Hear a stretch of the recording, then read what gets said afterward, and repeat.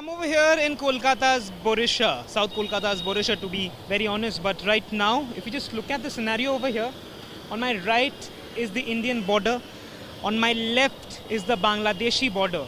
And here I am in an artist's impression of no man's land, the area which belongs to no one.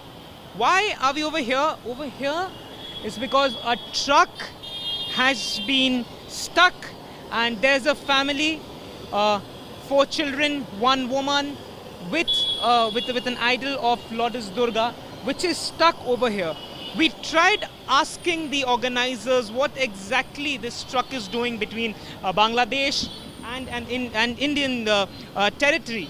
The answers were simple, that due to NRC, a lot of such families have been stuck. They do not know whether they are on the Indian side, whether they are Indian citizens or whether they are Bangladeshi nationals. And this is the club's depiction, this is the artist's depiction of Durga, or maybe a family that is stuck.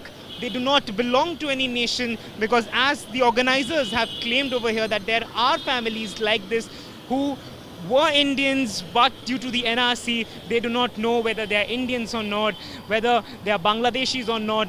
So this is a theme which is bringing out such stories which we have seen due to the NRC as well.